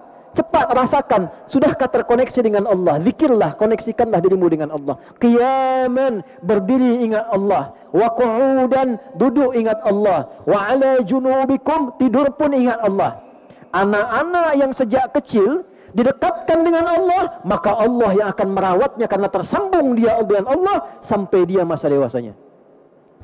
Itu yang dilakukan Hannah dan Imran terhadap Maryam. Saya tadi beri contoh yang laki, sekarang saya beri contoh yang perempuan. Puan boleh buka Quran surah ketiga Ali Imran di ayat 35 sampai 37. Ya, di paling kiri, di pertengahan sampai ke bawah itu. Ada ayatnya? إذ قالت امرأة عمران رب إني نذرت لك ما في بطني محررا فتقبل مني. Ketika ibundanya Maryam, istrinya Imran, Hannah, berdoa bermohon kepada Allah, ya Allah, perkenankan anak yang aku kandung ni, dia terlahir sebagai anak yang soleh, yang tak Allah sejak dalam kandungan. Engkau pasti mendengar doaku. Innaka sami'ud du'a. Apa kemudian yang terjadi? Maka perhatikan kalimatnya. Terlahirlah anak itu. Ternyata yang lahir itu bukan lelaki tapi perempuan. Falamma wada'atha qalat rabbi inni wada'tuha untha. Tuan-puan ingin anak lelaki supaya jadi hafiz Quran, supaya jadi alim besar, tapi terlahirlah perempuan. Anak tu di antara hak prerogatif Allah. Kadang kita punya keinginan lelaki, lahir perempuan. Ingin perempuan, lahir lelaki. Ingin cepat, dia lambat. Ingin lambat, dia cepat. Ya? Hikmahnya menyempurnakan kekurangan dari ayahnya, ibunya, dan kehidupan rumah tangganya. Secara singkat, ketika terlahir, diberi namalah nama sesuai dengan cita-cita harapan saat anak itu tumbuh. Nanti ini bagian keempatnya. Ya, diberi nama, lahir, beri nama. Jangan asal sembarang nama. Beri nama sesuai harapan kita. Saya ingin anak ini tumbuh menjadi seorang ahli Quran. Beri nama dia Muhammad Faqihul Quran. Saya ingin anak perempuan ni dekat dengan Nabi, dicintai Rasulullah. Beri nama Amelia Habibatul Mustafa. Aku harap anak ni menjadi kekasih Rasulullah sallallahu alaihi wasallam. Nama. Lalu didekatkan dia dengan Allah, dikoneksikan dengan Allah, dibuatkan mihrab, tempat dia solat. Tuan-puan boleh lihat, tempat solatnya pun disiapkan. Cuba anak-anak kita ni, apakah pakaiannya dilihat ketika dia solat? Disiapkan dia solat. Karena tak pernah diperhatikan, maka dewasanya pun dia asal saja sembarang dia kenakan pakaian lah. Dia takbir depannya pakai kaos dia, depannya Ronaldo, belakangnya Messi. Di belakang ada fansnya Ronaldo, lihat depannya Messi, pindah saf lain lah dia. Fataqabbalaha rabbuha biqabulin hasanin wa ambataha nabatan hasana. Maka kerana orang tuanya mendekatkan kepada Allah, dibuatkan mihrab untuk solat dengan baik pada Allah, diterima oleh Allah. Karena terkoneksi dengan Allah, dirawat anak itu dari mulai kecil sampai tumbuh dewasa menjadi anak yang salihah. Bukan hanya itu, tuan-puan titipkan anak kita kepada Allah dengan ibadah utama ini, maka Allah akan menerima ikhtiar kita itu dan biarkan Allah yang merawatnya dalam tumbuh kehidupannya. Sampai rizkinya pun tak banyak kita fikirkan. Kullama dakhala 'alaiha Zakaria al-mihraba wajada 'indaha rizqa. Anak yang dititipkan dari kecil, karena Allah yang merawatnya, rizkinya pun Allah yang langsung penuhi. Tak banyak kita sibuk, tak pening kita siapkan. Setiap mau diantar pamannya Nabi Zakaria sudah ada makanan. Musim jeruk, musim anggur ada, biasa. Tak musim, bukan musim anggur, ada anggur. Tuh, lihat ya, ini syahidnya. Bertanya pamannya, ya Maryamu anna laki hadha. Lihat ya, dari mana semua ini? Ini syahidnya, yang pentingnya ini. Qalat, maka berkata Maryam kecil, huwa min indillah. Paman, ini dari Allah. Latihlah anak kita itu solat sampai dia merasa terkoneksi dengan Allah dan ringan lisannya menyebut nama Allah. Ini satu nih. Ya, saya akan berhenti di sini. Ini bagian terakhirnya ya, karena masa kita terbatas. Solat ada 3 istilah. Saya tulis ya, supaya tak lupa ya. Bila lupa tu suka tak ingat. Solat gini. 1, 2, ada begini, solawat, ya. 3, ada yang begini, alif, lam, sad, lam, waw, fathah tegak, tak marbutah. Saya akan berhenti di sini saja. Bila yang pertama ini solat, ini number 1, number 1, ini yang dimaksud tu sekali solat, sekali.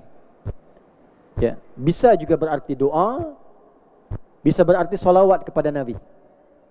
Ya, tadi ada belajar Dalailul Khairat ya, ya oleh Syekh Ghafur, ya Gus Ghafur. Di dalam Dalailul Khairat itu ada 8 solawat, 8 hari. Ya, dari mulai hari Isnin ya, Isnin, Selasa, Rabu, Khamis, Jumaat, Sabtu, Ahad, Isnin kembali. Kenapa 2 kali Isnin? Kelahiran dan wafatnya Nabi sallallahu alaihi wasallam. Lahirnya hari Isnin, wafatnya hari Isnin. Kerana itu Isninnya 2 kali. Ya? Kembali ke sini, bila kita melihat ini 1 kali solat. Sekarang kita bawa solat yang dimaksud ibadah. Dibuka dengan takbir, ditutup dengan salam. Bila kita temukan yang kedua ni, number ini 2, yang kedua, ini yang dimaksud solat fardu, yang 5 solawat. Ya, di mana dalilnya? Coba dibuka Quran surah kedua Al-Baqarah di ayat 238, kanan sebelah atas nih. Hafizu 'alas wassalatil wusta wa qumu lillahi qanitin.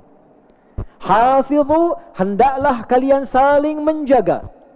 Terjemahnya bukan jagalah, tak, saling menjaga. Jadi bila di rumah suami lupa, isteri ingat, maka jaga lupa suami dengan ingatan isteri. Apa? Ini sudah waktunya solat. Suami isteri hafaz waktu solat, anak tak hafaz, jaga, ingatkan anak. Saling menjaga.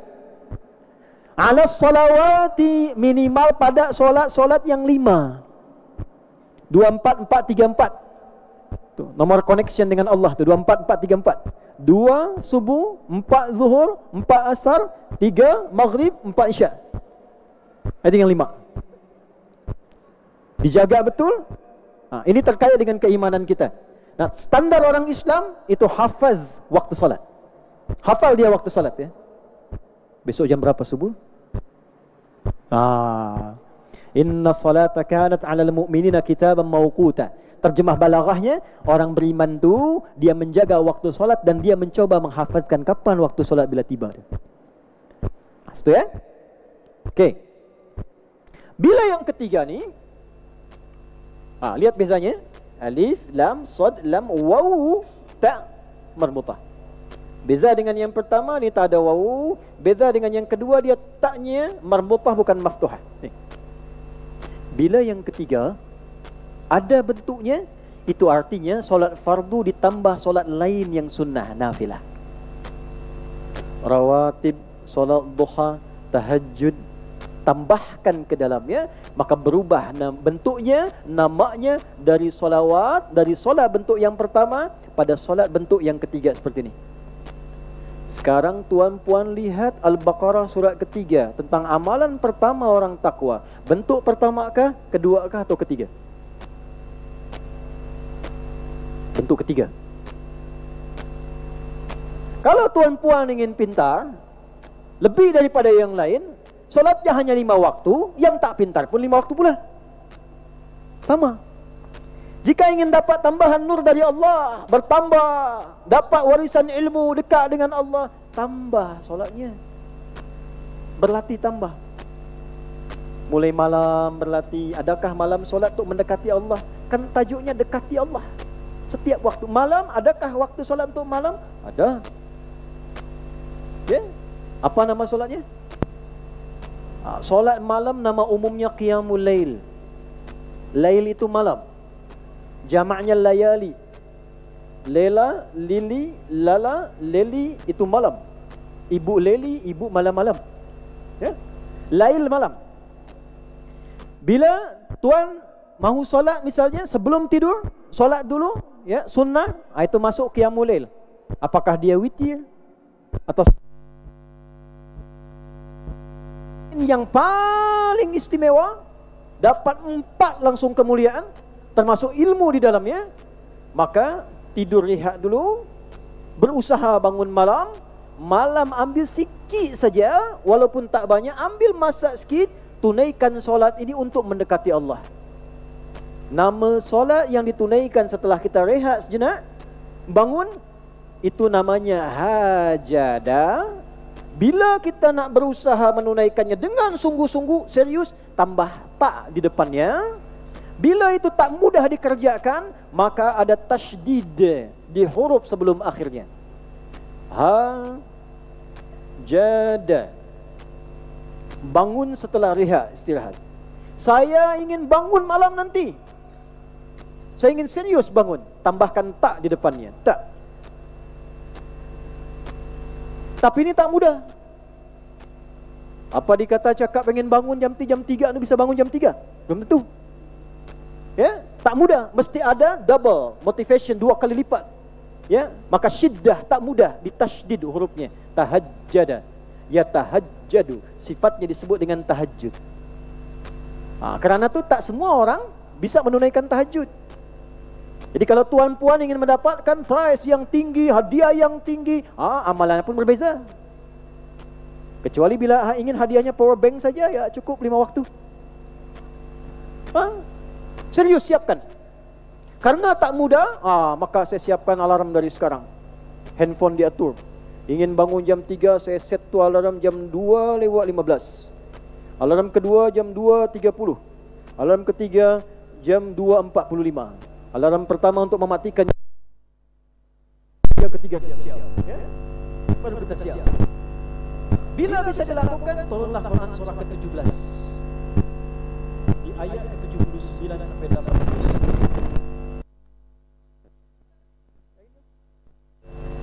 Aqimis salata liduluki syamsi ila ghasaqil laili wa Qur'an al-fajr. Inna Qur'an al-fajr kana mashhuda, standar. Kalau ingin lebih, wa minal laili fatahajjad bih nafilatan lak. Dari sebagian kecil malam, bangunlah. Tak harus panjang malam. Bagaimana kalau saya ni pemula? Mulainya bagaimana? Buka hadis Muslim nomor hadis 749. Rawinya dari Ibnu Umar radhiyallahu taala anhuma. Ya, gunakan pedoman haluan dari Nabi. Salatul laili mathna mathna. Fa idza khashiya ahadakumul fajra falyutra rak'atan wahida. Bila engkau pemula solat malam ni, ingin tahajud, belum terbiasa, jangan paksa banyak-banyak dulu, 2 rakaat sahaja. Sudah nikmat 2 rakaat, tambah 2 rakaat lagi. Bila dekat ke fajar, segera akhiri dengan witir 1 rakaat. Dekat ke fajar tu artinya, bila pemula, jangan bangun terlalu awal. Subuh 5:56, bangun jam 3, lepas tahajud 2 rakaat, tidur lagi, bangun jam 7. Bangun jam 4:30, 4:30, wudu, solat 2 rakaat, tak apa. Faqra'u ma tayassara minal Quran. Jangan paksa diri baca yang sulit. Cari yang mudah, ringan kita kerjakan. Tak apa. Saya ikhlas ya Allah. Saya baca surah Al-Ikhlas ni. Pertama Al-Falaq rakaat 2, An-Nas tutup witir Al-Ikhlas. Malam kedua sudah mulai bosan, pertama Ad-Duha, kedua Al-Insyirah tutup Al-Ikhlas. Tambah 2 sampai dia nikmat merasakannya. Apa yang terjadi? Asa ayyab'athaka rabbuka maqaman mahmuda.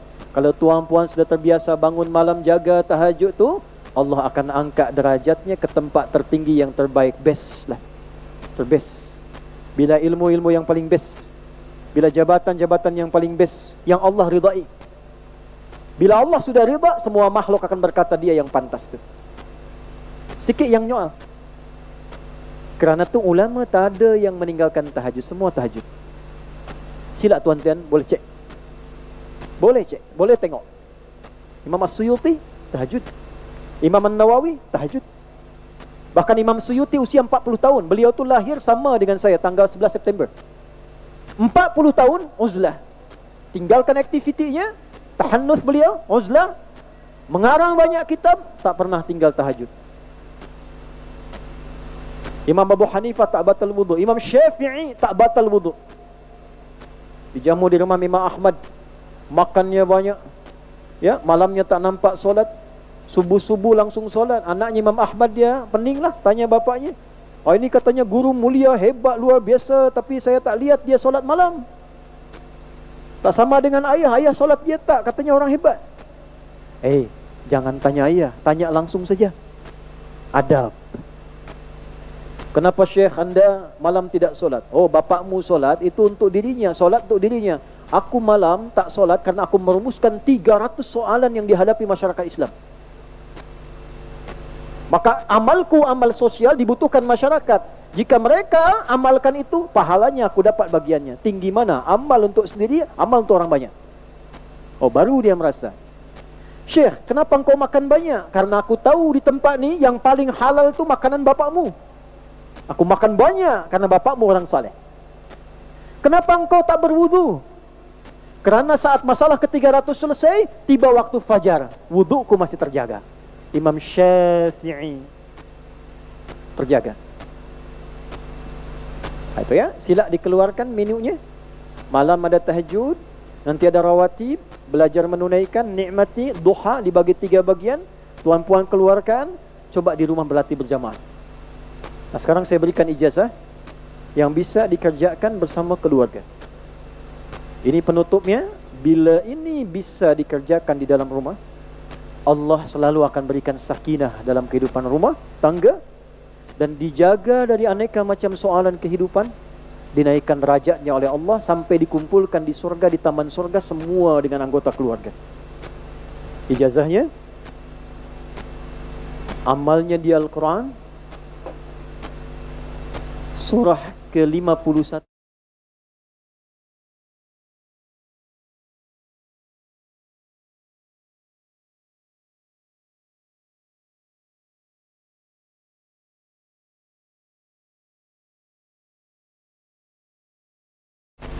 Sungguh ada daripada orang-orang yang bertakwa itu, yang kelak mereka akan masuk satu keluarga besar melalui taman surga yang indah. Satu keluarga. Dari mana tahunya kita itu satu keluarga? Nanti ditafsir di Quran surah 52 ayat 21. Walladzina amanu wattaba'athum dzurriyyatuhum biimanin alhaqna bihim dzurriyyatahum. Dan para orang tua yang beriman itu, dia mengajarkan iman, ilmu, amal soleh pada anaknya kerana ridha Allah, maka Allah akan menilai itu sebagai pahala yang mengumpulkan mereka semua nanti di surga. Bahkan nanti ada anak yang tak boleh masuk surga dulu, tak bisa dia masuk surga dulu sebelum dia menggenggam tangan ayah dan ibunya. Itu ada di Al-Quran surah ke-13 Ar-Ra'du di ayat 23 sampai 24. Jannatu 'adni yadkhulunaha, ada keluarga besar akan masuk surga. Allah perintahkan masuk dari tamannya, tengah surga. Ada 8 tingkatan, surga biasa, tingkat bawah, surga atas Firdaus, tengahnya itu Jannatu Adn, taman surga. Di satu keluarga, Allah perintahkan masuk lewat taman surga dulu yang indah, nanti dia naik sampai ke atas.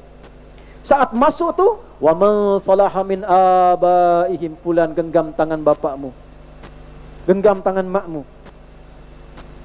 wa azwajihim, pasanganmu, wa dzurriyyatihim, anak cucu keturunanmu ikut belakang semua. Wal malaikatu yadkhuluna 'alaihim min kulli bab, malaikat diperintahkan di setiap pintu surga, semua berdiri di setiap pintu surga berikan tahniah kepada keluarga besar ni. Maka mereka berkata, salamun alaikum bima sabartum, selamat, anda satu keluarga besar bisa masuk ke surga ni kerana sabar. Satu keluarga menunaikan amalan saat dunia. Fa ni'ma uqbadar, sekarang tak ada penat lagi, tak ada lelah lagi, tak ada macam cabaran-cabaran lagi. Sekarang semua kenikmatan yang belum pernah dirasakan sebelumnya. Apa di antara amalan satu keluarga ini? Hum rabbuhum innahum kanu qabla dhalika muhsinin. Dia meyakini keluarga besarnya akan janji Allah bila menjadi keluarga ihsan. Setiap keluarga, keluarga ihsan. Apa amalan pertamanya? Kanu qalila minal laili ma yahja'un. Keluarga ini punya program khas di rumah untuk mengingatkan bangun sedikit tidur supaya bisa bangun malam. Program keluarga. Satu keluarga solat malam. Kalau Allah sudah katakan, tak perlu tambah. Allah katakan sedikit tidur, jangan tambah sedikit-sedikit tidur. Ya? Nabi katakan sedikit makan, sedikit-sedikit makan. Buat program malam tahajud bersama keluarga. Bolehkah? Boleh. Boleh. Ayah jadi imam, suami jadi imam, anak, isteri makmum belakang. Atau ada anak yang sudah hafaz Quran, fikih solat faham, jadi imam. Boleh. Apa dalilnya? Abu Daud nomor berapa? 1367. Siapa rawinya? Ibnu Abbas radhiyallahu taala anhuma. Di mana tempat kejadiannya? Di rumah Sayyidah Maimunah. Nombor berapa sekarang pintu di Masjidil Haram? Nombor 27. Gate Nabi. Ya, dia datang ke situ ingin melihat bagaimana amalan Nabi malam. Maka ketika bangun Nabi, kata Ibnu Abbas radhiyallahu taala anhuma sebagai penutup, kana an-nabiyyu sallallahu alaihi wasallam idza istayqadha min naumihi fajalasa wa masaha bi yadihi min athari naumihi faqara khawatim ali Imran fadhahaba ila shinin mu'allaqah fatawadda. Adalah kebiasaan Sayyidina Muhammad sallallahu alaihi wasallam bila bangun di tidur itu malam lebih sikit atau kurang sedikit atau pas tengah malam. Lihat kemampuan keluarga. Bila ada anak ni budak kecil tapi bisa sanggup bangun malam, bangun dekatkan ke subuh, jangan terlalu awal. Bangun jam 4 semua bangun, siapkan. Ya? Lalu duduk dulu. Jangan langsung baca doa dalam keadaan kantuk. Duduk supaya aliran darah itu mengalir. Hilangkan bekas kantuk dengan tangan yang bersih. Jadi jangan sampai baca doa masih mengkantuk, tak sadar apa yang dibaca. Dia bangun jam 3 tu, alhamdulillazi ahyana ba'da ma amatan. Amatnya dia panjang tu. Begitu dia sadar sudah jam 6. Sadar dulu, baca doa. Setelah itu baca 11 ayat terakhir surah Ali Imran, 190 sampai ayat 200.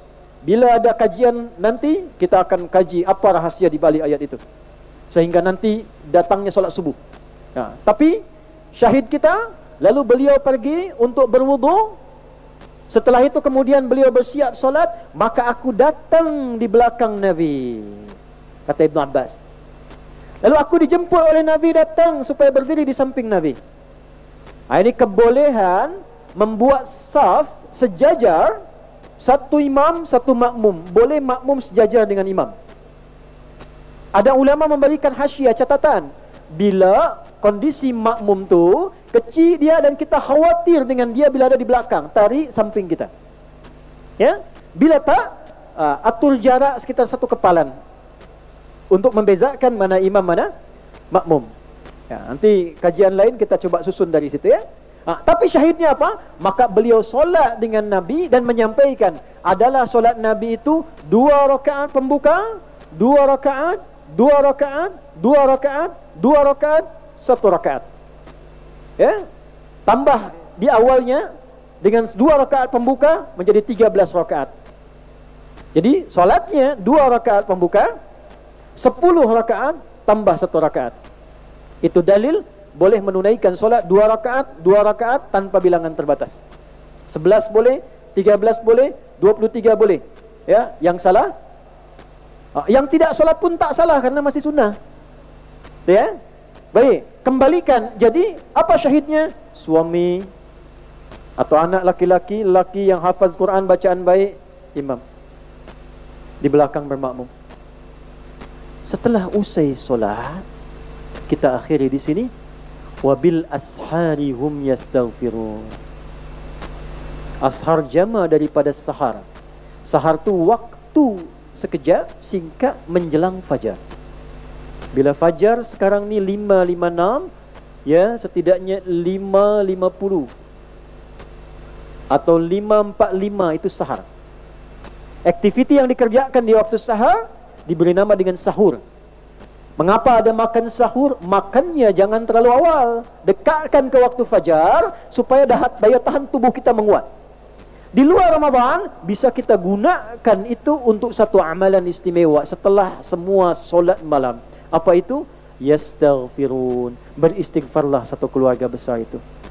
Dimulai dari suami ayah berkata, istriku saya mohon maaf bila selama ini belum menjadi suami yang baik, yang sesuai dengan apa yang Nabi pernah contohkan. Anak-anakku, ayah mohon maaf bila selama ini kesibukan ayah menjadikan ayah lalai memperhatikan kalian. Bila pun kalian berbuat salah karena lalainya ayah, mohon maaf. Astagfirullah, ampuni saya ya Allah. Istri menjawab, ayah mohon maaf, abang mohon maaf. Kalau selama ini belum menjadi istri yang baik, menaati suami pada yang baik. Anak-anakku mohon maaf bila karena kelalaian mak ni kalian banyak berbuat sesuatu yang tak baik. Anak sulung berkata, ayah, ibu mohon maaf, selama ini belum menjadi anak yang baik, belum taat, belum bisa menjadi anak yang dibanggakan. Lantas semua berkata, semua berkata, astagfirullah ya Allah, mohon ampun ya Allah, ampuni kami ya Allah, maafkan kami ya Allah, satukan kami dalam kebaikan, jumpakan kami di surga. Itu saat dibiasakan, turun jaminan dari Allah. Nazalat alaihimus sakinah. Diberikanlah kedamaian dalam keluarga itu. Maka tak ada sehari berlalu kecuali damai tentram kehidupan rumah tangga. Diturunkan cahaya di rumah itu. Ayahnya dibuat lancar, anaknya belajar dibimbing oleh Allah lancar. Pertanyaan saya, sudahkah pernah kita cuba sekali saja amalan itu dalam hidup? Malam ini sila cuba. Siapkan, kita buat agenda itu, praktekkan satu kali saja. Silakan tuan puak lihat, bezakan rasanya, rasakan bezanya, dan pasti akan terasa bezanya. akan lain keadaannya. Saya kira itu yang bisa disampaikan di malam hari dalam syarahan perdana ini. Ya, kesimpulan yang bisa disampaikan ikhtisarnya, bila kita hendak punya keinginan mendidik anak-anak, menghargai warisan ilmu dalam Islam, ulama-ulama kita, dan dalam saat yang sama dia pun tumbuh menjadi orang berjaya di masanya dengan kurikulum keislaman itu, maka mulalah kita mendidik anak dengan sanad yang tersambung pada Allah dan Rasulnya. Pertama, mohon dipastikan makanan yang dikonsumsi mesti halal. Jangan putus berdoa. Dekatkan dengan orang-orang soleh. Berikan fasiliti dia untuk bisa dia dekat dengan Allah. Dan mulakan selalu dia terkoneksi dengan Allah minimal dalam solatnya. Latih itu di keluarga. Bila satu keluarga sudah baik, dua keluarga baik, insya-Allah setidaknya di Selangor ni, bila semua keluarga baik, maka terbitlah apa yang disebut dengan Selangor Darul Ihsan itu. Tidak hanya Selangor malam ni menginspirasi kita yang datang dari tempat-tempat lain, ambil faedahnya, terapkan di rumah-rumah kita, dan semoga cahaya Allah diberikan pada kita semuanya. Mari kita berdoa, semoga doa kita diterima oleh Allah Subhanahu wa taala dan menjadikan akhir syarahan pertemuan kita ini menjadi syarahan dan majlis yang diberikan keberkahan sisi Allah Subhanahu wa taala. Allahumma taqabbal minna innaka antas sami'ul 'alim wa tub 'alaina innaka antat tawwabur rahim. Nahmaduka hamdan kama 'allamtana an nahmadak wa nashkuruka shukran kama 'allamtana an nashkurak. Antal muqaddim wa antal muakhir biyadikal khair innaka 'ala kulli shay'in qadir.